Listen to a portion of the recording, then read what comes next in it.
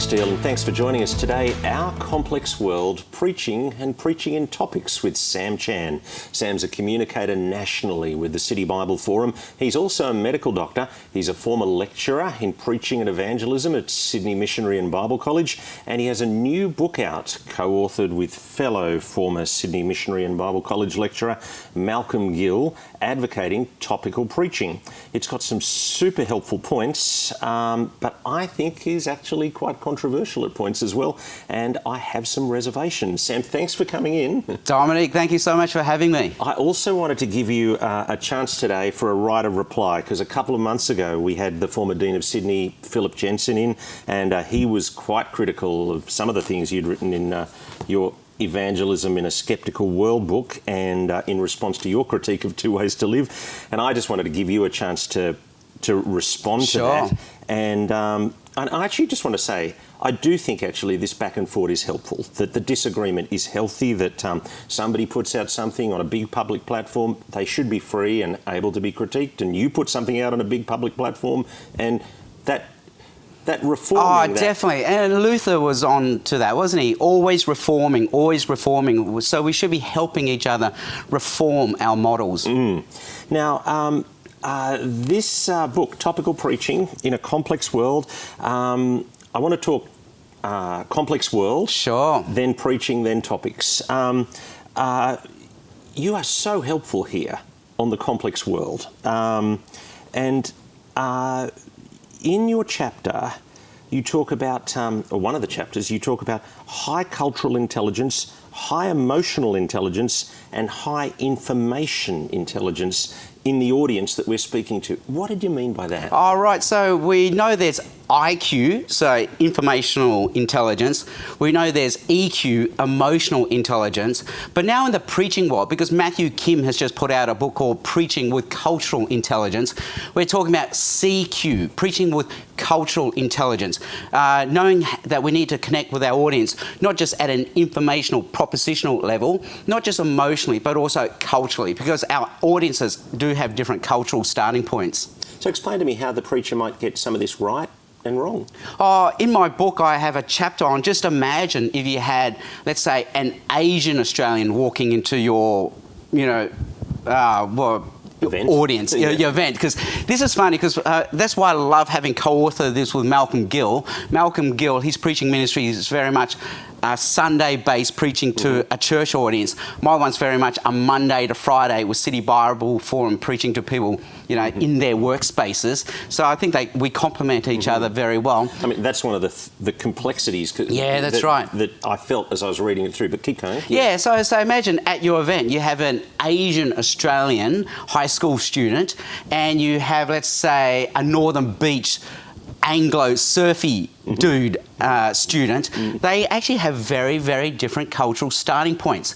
And I talk about high context versus low context. And I even talk about all the different spectrums, like the Asian and Australian will be coming from a collective sort of grid. The surfer Anglo dude from an individualist, expressionist, grid.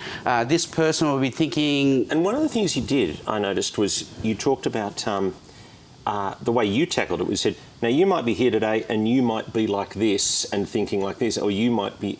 That's right? That's right. So someone says, well, how do you preach to both people at the same time? Yeah. Because the whole issue of contextualization is if you abstract things, so you speak to two audiences at once, now you're too general, you're too non-specific. But then if you become contextualized and specific, you might be speaking to the Asian Australian, but now you've missed the surfer Anglo dude.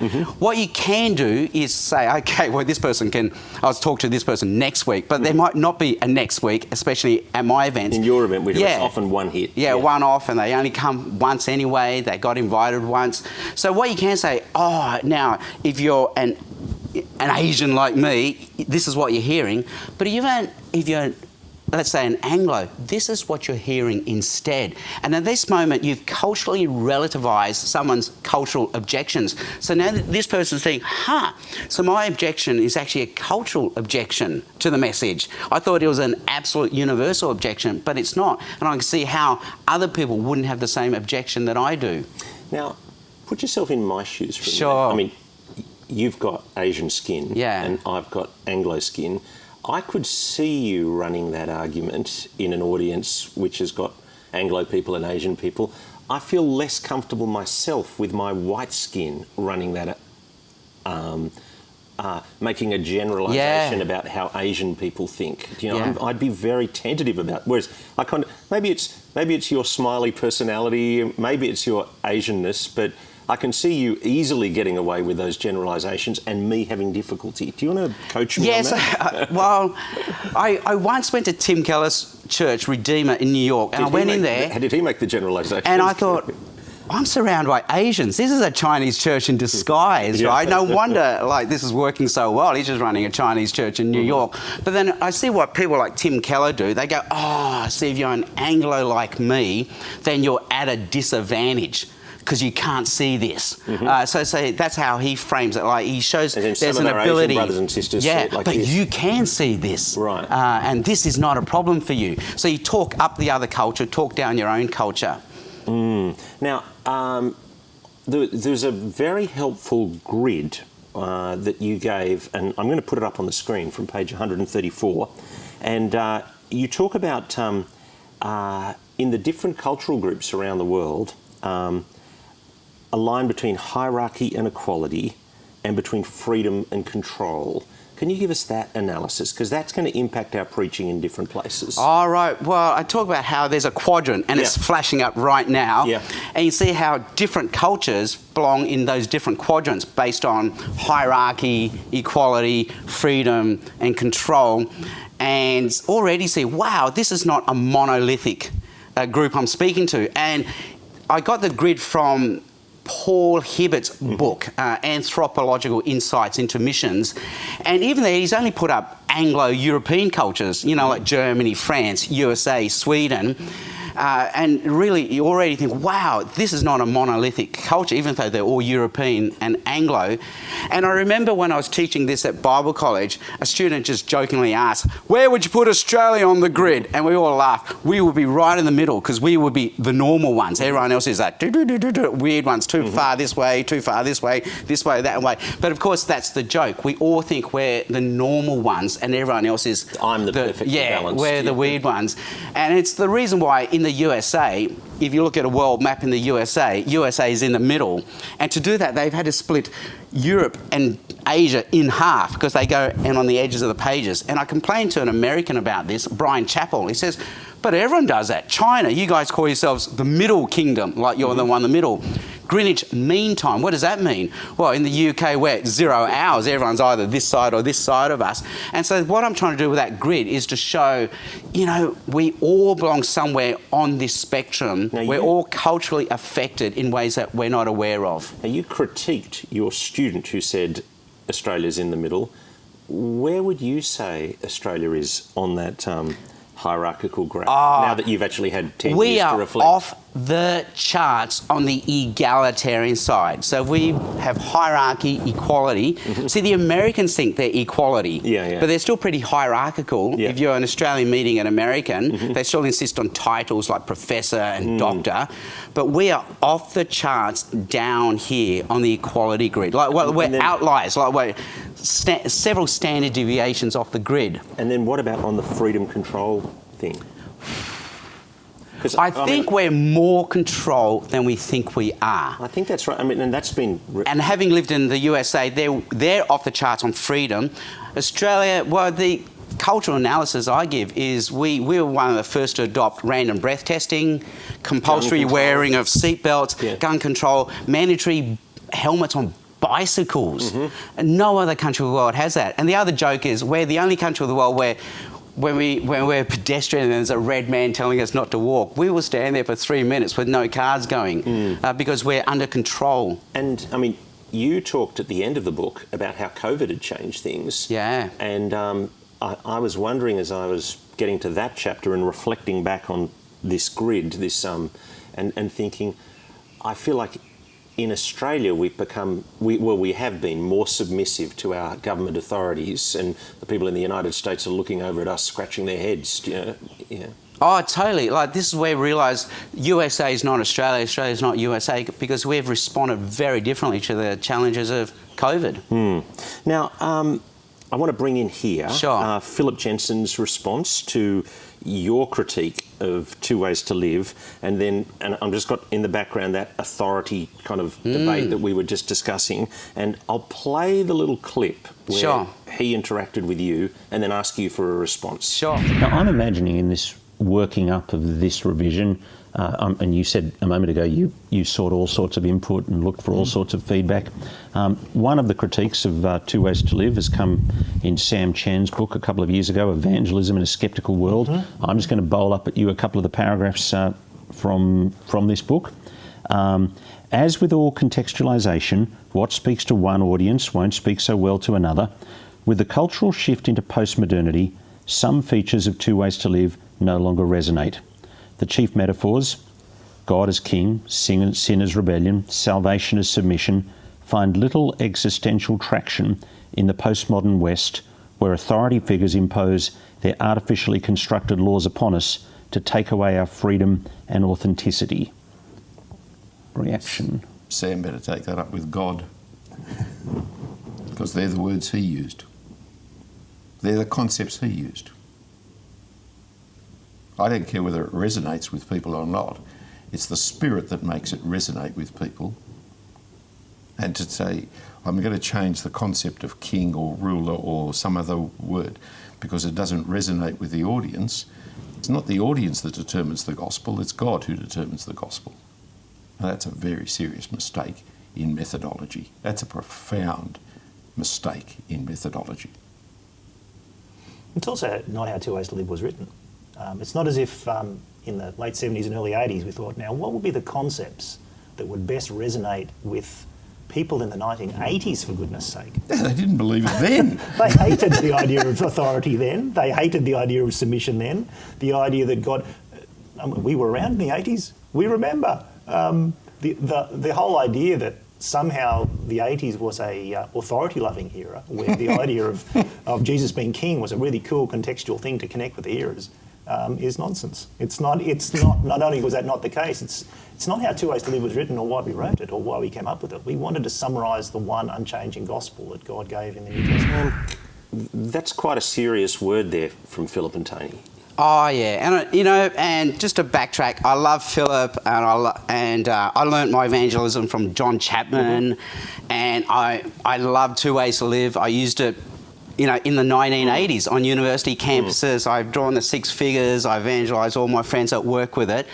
So what I'm saying in my book, Evangelism in a Skeptical World, is there are multiple ways we can present this gospel. And my role models are people like Jesus, who to the woman at the well in John 4 says, I am living water. But to the man born blind, Jesus, in the book of John, same book, says, I'm the light that's come into the world. Now, Jesus could have gone to the woman at the well, I'm light. And he could have gone to the man born blind, I'm living water. But he found a way to connect with them where they were culturally, existentially and emotionally. So there's more than one way we can present this one gospel from God. So that's part of what I'm saying. Then another thing I want to say then is the world has changed a lot in the 1980s. And I remember John Chapman teaching me dialogue evangelism, and he and Phil Jensen were the role models of how to do dialogue evangelism. He said we would go to these country towns, we'll go to their clubs, and we'll say, come hear a bishop, and everyone wants to hear a bishop, so everyone turn up, they pack out the room. And then in dialogue evangelism, John Chapman or Phil Jensen will give you the gospel in a summary, like in a 3-5 minute form, and then open up to question and answer time. And John Chapman said it was so successful. The room was packed out. People did not stop asking questions. So it's 1 hour, it's 2 hours. So John and Phil look at each other and say, how do we wrap this up? Like, they're not going to stop asking questions.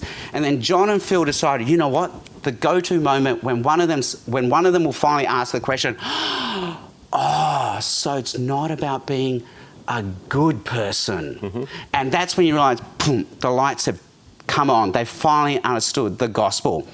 But now, in 2020, the moment will be, now they think because back then in the 1980s, they thought to become a Christian was to become a good person. So we're to realise, no, you're a sinner, you need to be saved. Now they think to become a Christian, I need to become a bad person. I need to be a racist, a bigot, a homophobe. So now the moment when someone finally gets what we're trying to say is when they go, oh, so it's not about being a bad person. So at City Bible Forum, I regularly hear stories where people are trying to evangelise their colleagues, and these colleagues are always coming to them saying, listen, I want to become a Christian. I know there's a God, but does that mean I'm going to become a racist, a bigot, and a homophobe? So almost 90% of our evangelism is trying to convince them, no, that's not what it means to be a Christian. So our audience has changed. So part of what has changed is, back in the 1980s, let's say we take the parable of the Pharisee and the tax collector. We were evangelising the tax collector, the sinner. So we had to make them realise, you know what, I'm a sinner. Lord, have mercy on me. That's the moment we're trying to get them to do. Today we're evangelising the self-righteous Pharisee, the one who sees the Christian as the bad person. And look at me. I'm the one. I turn off my lights on Earth Hour. I drive a hybrid car. I have an eco shopping bag.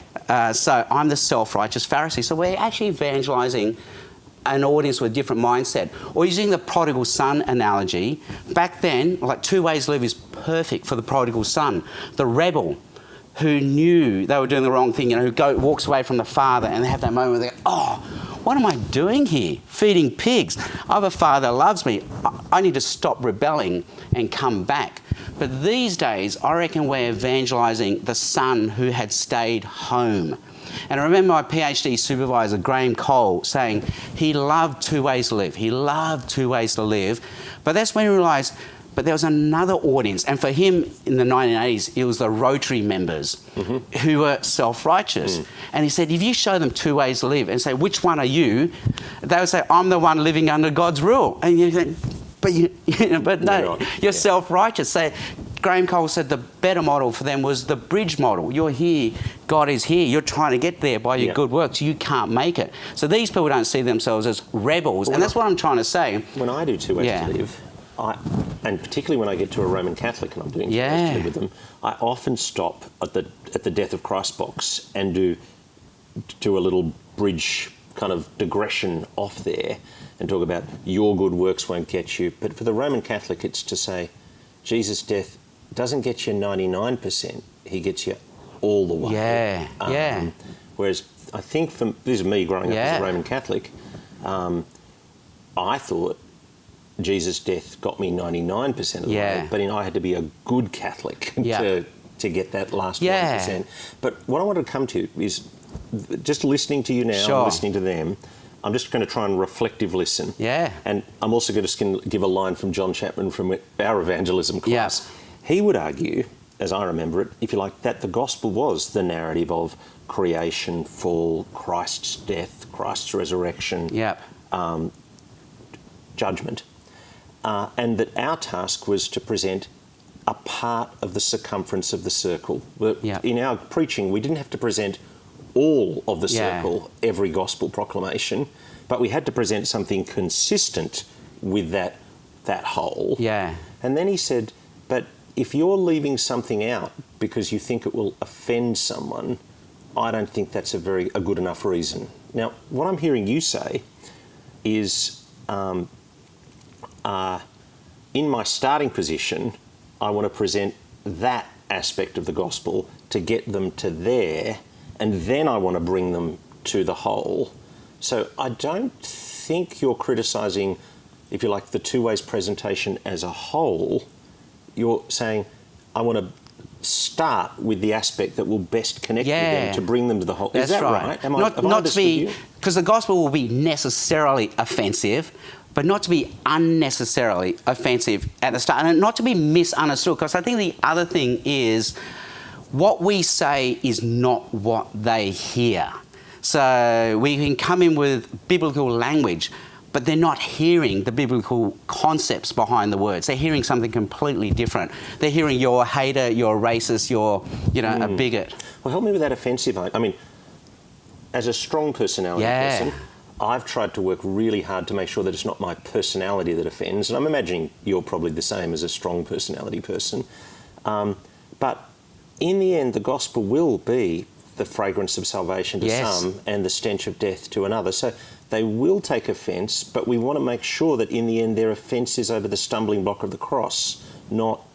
That's right. So there is a necessary offence to the gospel. But what's interesting is different for different people, right? So the case studies, Acts 17, Paul in Athens, the necessarily offensive moment for them was the resurrection of the dead. That's when they stormed out, this is rubbish.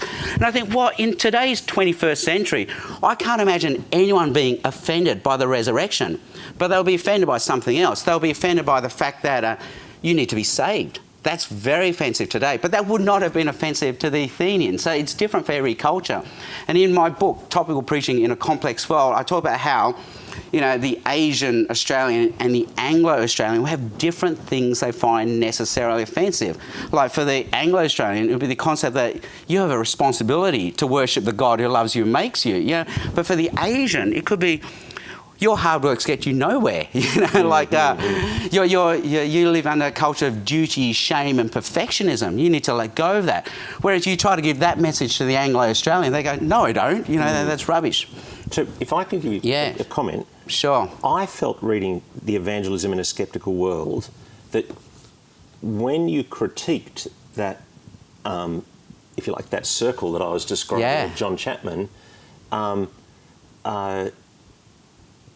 I didn't get as clearly that you wanted us in the end to take people to the model of creation, fall, Christ's death, Christ's resurrection. Yep. Whereas I actually got it explicitly clearly in this book. Right. You know, there was a clear couple of pages where you said, as I come to approach a topic, I want to start thinking theologically with that narrative. So I was encouraged. Oh, thank you. So. And actually, as you were doing the topical talk construction, I mean, that was clear that that's your overall framework for approaching that, which actually is basically the 2 ways to live framework. Yes, that's right. I love the 2 ways to live framework. Now, if we then move from complex world to preaching, in the topical preaching, are we still wanting to declare the mind of God to the unbelievers, to have them tremble at his word in the way that we do with expository preaching? Oh, yes. So, so many places to begin. Yeah. In fact, what I argue right from the start is topical preaching is really theological preaching. I'm actually burdened with the task of saying, what would God say about this topic? And of course, we know there are 2 senses of the word biblical. There's biblical in that I can find the exact words in the Bible, and that's biblical. Or there's the implied message from the Bible, but it's not going to address this explicitly. Like if someone asked me, so should I send my kids to a private school or public school? Like where's the verse in the Bible for that? But topical preaching now is, wow, what would God want me to say about that? And that's part of what's made topical preaching so scary. Like, how do we dare speak on behalf of God?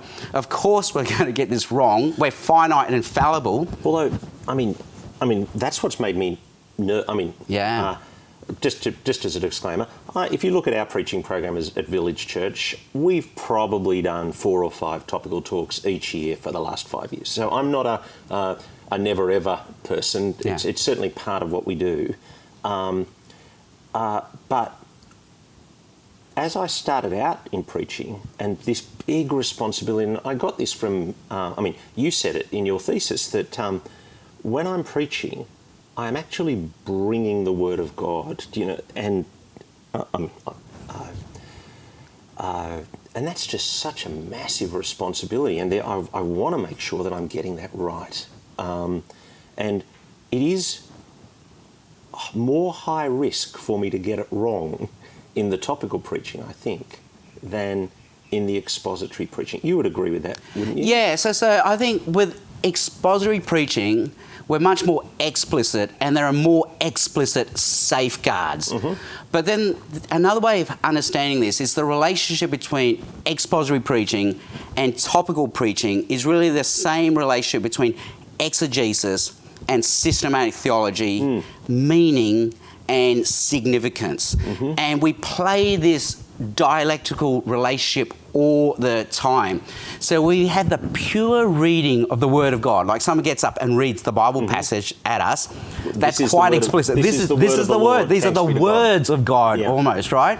But then the instant we're asked to preach expositorily on it, and then we can say, well, what is expository preaching? And then the classic definition is, I'm expounding the Word of God. But then you think, well, really, you've just restated the definition. Okay, so let's tease this out more. Well, I'm explaining and applying the Word of God. So, okay, that's still, we need to tease this out more. Like, what is explaining, what is applying? So already there's some subjective interpretation going on. And the instant we've had to pick a passage, like, we've had to make a choice there. Or if we're preaching from Ephesians, do we divide this into 4 sections or 10 sections or 20 sections? So we've made some interpretive, subjective decision there. And then when the church asks us, give me a title, now we've had to go topical at that moment. And then so we've decided to put an introduction and a conclusion to our sermon, usually beginning and ending in the world of the audience.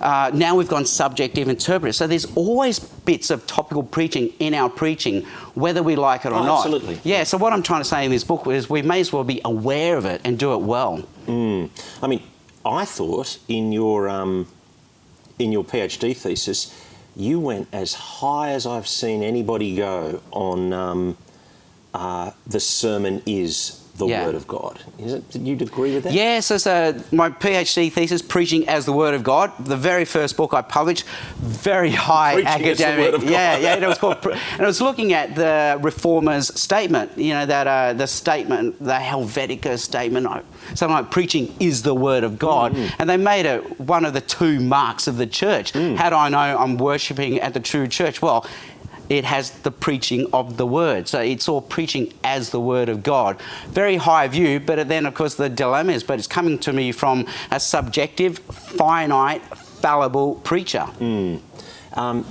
so we'd want to say that of expository preaching and therefore, and as well, of topical preaching. Yes, that's right. Now, let's now talk topical preaching, and you helpfully, and you even alluded to it a couple of minutes ago, the difference between what I might do Sunday by Sunday in a church and what you might do in your work as an evangelist for the City Bible Forum, in that when I'm tackling a topic in our church, I'm going to tackle abortion, or I'm going to tackle euthanasia, or women's roles in the church, or domestic violence or something, I'm really now trying to do my very best effort to seriously and soberly bring God's mind to a complex issue that affects our church family today. And I actually don't have so much of an eye for the outsider in that presentation. I'm really thinking, how do I help my church live God's way in this complex area? Whereas the world of City Bible Forum is, here's a controversial issue that will catch your attention and be the draw you in to think about God. And they're quite different genres, aren't they? Yes, that's right. So with City Bible Forum, I'm preaching midweek. I'm in a very different space. It could be a pub, a restaurant, a boardroom, even a high school chapel, or with my work with crew, ski camps. I'm in a ski lodge at lunchtime where it's hot, it's steamy, people are tired, they just want to eat lunch. Usually you've only got 5-10 minutes to hold them before, and they're not a captive audience. They can get up and leave any time they want, and it would not be rude to leave. And it's believers and non-believers. It's a very complex audience. Yeah, it's a very different context, I think, because often people say, I would do this, and I say, yeah, but I'm not, where you are. Your context, my context of trying to educate my church family before the euthanasia debate comes up in the public forum, Yeah. and giving them a longer, and nobody's going to walk out in that context. They're going to, we've got a history of relationship and love, Yeah. which means even if they don't like what they're going to say, what I'm going to say, they're actually going to stay politely till the end. And That's then right. It's have rude to walk out. Yeah. But you're actually giving a very different presentation, aren't you? Yes, I definitely, like, even to get a non-believer into my space, you know, I would love to just put on a poster, "Come here, Mark 3, expounded." But instead, I really have to begin in their world. And so even just last year, I preached on vaccination, and that was evangelistic. I preached on well-being, on anxiety, and these are all evangelistic. So somehow I'm trying to move from a topic, their world, to show them how Christ fulfills their deepest And in the end, needs. to get to that circle. Yes, that's to right. Get to Chapo's Yeah. circle. Yeah. Where I thought this book was super strong is how to do the connection with that person. Where I thought I'd like it to be stronger is how to help me do the wrestle on domestic violence or something like that. You know, do the wrestle on how to think really systematic theology. Yeah. You know, so we're running a course this week for our junior kids and youth leaders, and Strand 1, New Testament, Strand 2, Old Testament, Strand 2, 3, learning to teach systematic theology. But the whole 4 days is, as I've looked at the syllabus material, it's of the systematic theology thing, it's actually how to wrestle with the scriptures on coming to the mind of God on that topic, whereas you're thinking a little bit of the scriptures and a lot of contextualization. Yeah, and I'm thinking, so I've got a whole chapter on that. Topical preaching really is a theological task, as you've described. And what is the job of a theologian? Well, you have to think, what is the issue, define it properly, and then look to special revelation, the Bible, but also look at general revelation. What is general revelation given me on this? And also to understand the nuances. And the nuances come in that because of general revelation, common grace, image of God, eternity in people's hearts, there's got to be something good, true and beautiful in this topic. What is it? But also because of universal, total human depravity, there's got to be something sinful, broken.